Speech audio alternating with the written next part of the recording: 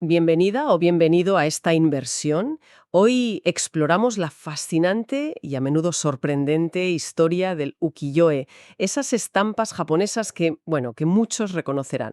La pregunta es, ¿cómo algo que empezó como arte popular en Japón acabó transformando el arte occidental? Es una historia llena de giros, la verdad. Nos basamos hoy en extractos de un texto histórico que sigue el rastro de estas obras fuera de Japón. Cómo se recibieron, quién las coleccionó y por qué. Sobre todo antes de esa gran apertura, la restauración Meiji. Sí, ese periodo previo es clave, porque las cosas cambiaron mucho después. Nuestra misión, pues intentar entender cómo este arte tan japonés se hizo global, a veces valorado fuera, fíjate, antes que en casa, y también entender qué pensaban en Japón de sus propios creadores. Que ahí hay tela que cortar, sobre el estatus de los artistas. Exacto. Y ahí está la primera gran paradoja que vamos a explorar. El ukiyo-e, hoy aclamado en museos, era visto casi como artesanía en su origen. Mientras los primeros extranjeros lo compraban, sí, pero a menudo como una simple curiosidad exótica. Vamos a ver cómo se desarrolló esta historia. Muy bien, pues empecemos por el principio, por Japón. Para empezar, es fundamental situarnos en el Japón del periodo Edo y entender quiénes eran los artistas de ukiyo-e. Las fuentes los describen principalmente como artesanos, shokunin. Sí, esa palabra es importante, shokunin. Pensemos en carpinteros, yeseros, toneleros. Ese era su nivel social, más o menos. No eran artistas independientes, trabajaban por encargo para editores los Jihondoya. Exacto. Es una distinción jerárquica clave que marcan las fuentes. Había una barrera, digamos, clara entre estos creadores y los pintores de verdad, los oneshi, que eran considerados la élite artística. O sea que había categorías muy marcadas. Muy marcadas. Un ejemplo que da el texto es Tani Buncho, un pintor de gran prestigio en su tiempo. Los artistas de ukiyo-e, en cambio, cobraban un salario por jornada, tema, no honorarios, garyō, como los artistas de élite. Hay una cita muy gráfica de Morisenso que critica que se compare al pintor Watanabe Kazan con Buncho, insistiendo que los de ukiyo-e eran meros artesanos y mal pagados además. Vamos, que la diferencia era abismal. Y tenemos una prueba documental de esto, ¿verdad? Un directorio de artistas de 1786, el Shinsen-goukan Meikan, Ichiran, Ajá. plena edad de oro del Nishikie, las estampas a color, ¿y a quién incluye? Pues apenas a grabadores. No están Utamaro ni Hokusai, gigantes para nosotros hoy. Increíble, ¿no? Que no aparecieran. Solo unos pocos pintores de ukiyo-e más cercanos a la pintura tradicional, como Hanabu Saicho o Moronobu. Incluso en ediciones posteriores, ya en el siglo XIX, apenas añaden nombres. Y Utamaro y Hokusai tardan en aparecer. Eran casi invisibles para el registro oficial del arte. Este estatus inicial tan bajo es crucial, como decías, para entender por qué tantas estampas salieron de Japón tan fácilmente. No se consideraban tesoros artísticos que debieran protegerse o conservarse con celo por la élite cultural japonesa. Claro, no era gran arte para ellos. Exacto. Y aquí reside una de las grandes ironías de esta historia. La enorme diferencia entre esa percepción interna inicial y la valoración que alcanzarían muy poco después en Occidente, donde pasaron de ser, artesanía popular a inspiración para la vanguardia artística. Un cambio radical. Resulta increíble pensar que obras maestras que hoy valen fortunas salieron de Japón porque unos pocos occidentales las compraron por casi nada. El texto menciona un caso que ilustra perfectamente esta ironía. La famosa colección Matsukata, Kojiro, una de las grandes colecciones de ukiyo-e que volvieron a Japón y hoy están en el Museo Nacional de Tokio. Ah, sí, la colección Matsukata. ¿Cómo volvieron? Tuvieron que ser recompradas a coleccionistas extranjeros, como el parisino Henri Weber. Un viaje de ida y vuelta para el arte japonés. Es una historia fascinante esa también. Pero bueno, hablemos de esos primeros compradores occidentales. Una figura esencial es Isaac Titsing. Titsing, sí. Jefe o Perhoofd del puesto comercial holandés en Nagasaki a finales del 18. Exacto. Estuvo allí varias veces entre 1779 y 1784. Y ojo, no era un simple comerciante. Tenía contacto con intelectuales japoneses interesados en Occidente, como Nakawara Yunan y Katsuragawa Hoshu. Era un hombre culto. Sabemos lo que coleccionó gracias a un inventario publicado tras su muerte, y es muy revelador sobre qué interesaba a un europeo culto de la época. No buscaba necesariamente a los grandes maestros del ukiyo-e, aunque coincidió con el apogeo de Utamaro y Sharaku, ¿no? Pues parece que no especialmente. Su colección era más bien etnográfica, sí. ¿Qué tipo de cosas? Pues mira, el inventario detalla una pintura original Nikuhitsuga de una mujer, otra sobre la caza de ballenas, ¡Caza de ballenas! Curioso. sí, varios grabados a color, Saishiki Hanga, de mujeres con distintos trajes, escenas curiosas como mujeres luchando con un oso, ¿Un oso? sí, o bailando disfrazadas, niños jugando, vistas de ciudades como Nagasaki, diseños de escudos familiares Mon, incluso un posible grabado en cobre de estilo europeo, Do Hanka. Vaya, muy variado. Pero centrado en lo pintoresco, quizás. Sí, lo que vemos en la colección de Tenzing es un interés por documentar la vida y las costumbres japonesas, lo que las fuentes llaman Fusoku Shiryō, material de estudio de costumbres. No parece haber una búsqueda deliberada de arte en el sentido que le damos hoy, ni de los artistas más famosos. Aunque alguna fuente sugiere que podría haber tenido obras de Utamaro o Sharaku, no es seguro. Entendido. Lo importante es que esto representa la primera transferencia documentada y significativa de ukiyo-e a Europa. Es el punto de partida. Y hay otra anécdota curiosa sobre Hokusai, ¿no? Hacia 1817. Ah, sí, la del capitán holandés. Exacto. Se dice que le encargó 2 rollos pintados sobre la vida de un hombre y una mujer japoneses. Hubo una disputa por el precio, 150 ryō, que debía ser bastante. Una suma considerable, sí. Pero al final el capitán pagó. Más allá de la anécdota, el texto Zoujo Ukiyo-e Ruiko confirma que ya había demanda extranjera específica de grabados de Utamaro y Hokusai. Eso es interesante. Ya se buscaban nombres concretos. Sí, y que se enviaban en barcos comerciales. Usa la expresión Sasuga-ni, impresionante o como era de esperar, para describir la admiración extranjera.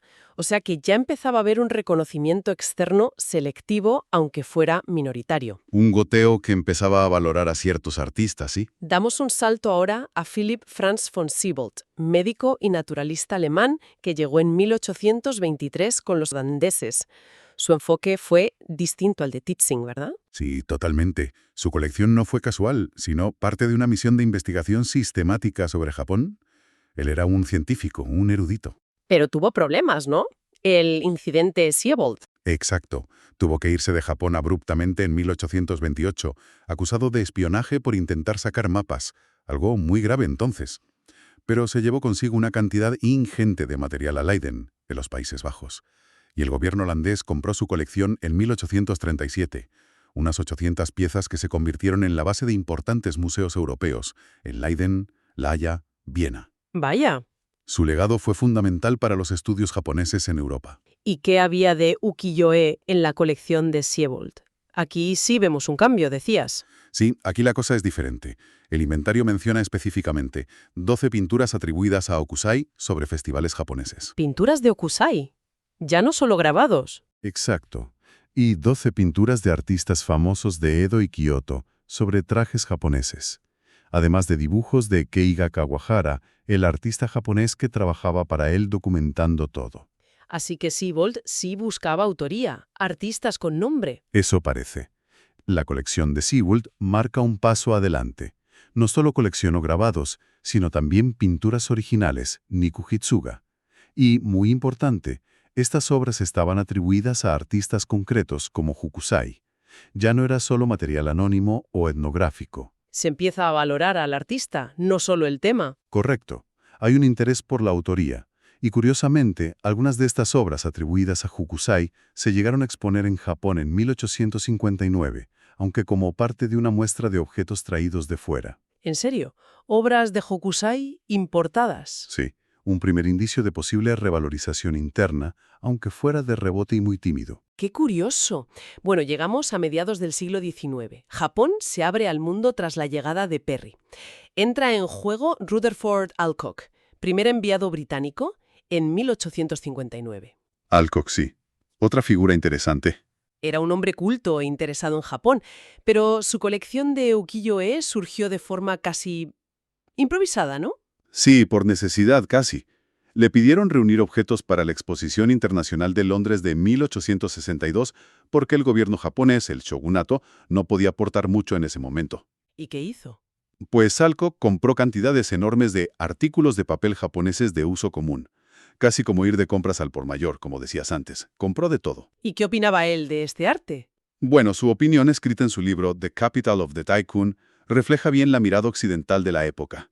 Admiraba la técnica, la impresión a color, la línea, pero le parecía un arte decorativo. Decorativo, vale. Sí, la profundidad moral o emocional del arte europeo. Lo veía hábil, pero a veces bárbaro. Cita al pintor Frederick Leighton, que vio la expo y opinó parecido. Mucha destreza, pero pocos ideales artísticos elevados. Una visión muy victoriana, quizás. Muy condicionada por los cánones europeos de la época, sin duda. A pesar de esa visión, la Exposición de Londres de 1862 fue clave. Fue la primera vez que el gran público europeo veía ukiyo-e en cantidad. Sí, una exposición masiva. Aunque fuera una mezcla de objetos, lacados, cerámica, espadas, estampas, fue la chispa que encendió la fiebre por lo japonés, el japonisme, primero en Gran Bretaña y luego, sobre todo, en Francia. Exacto. Personas como Judith Gautier vieron la exposición y quedaron fascinadas, contribuyendo a difundir esa moda. Fue un punto de inflexión. Y poco después, en 1867, la Exposición Universal de París. Otra fecha clave. Aquí Japón participó oficialmente por primera vez, aunque representado por el shogunato, que estaba a punto de caer. Sí, la ironía histórica. En su pabellón se incluyeron grabados ukiyo-e, probablemente porque eran baratos, visualmente atractivos y servían para mostrar la vida japonesa al público. Claro, era una forma fácil y vistosa de mostrar Japón. ¡Qué ironía! Y el viejo régimen exhibiendo un arte popular que su propia élite había ignorado durante generaciones. Volvemos a la paradoja inicial. Totalmente. Y ahora el famoso mito. El del papel de embalar. Félix Bracorón descubriendo un tomo del Hokusai manga usado como embalaje de porcelana en 1856. Una historia muy repetida, pero las fuentes que manejamos la matizan bastante, ¿no? Sí, la desmontan un poco.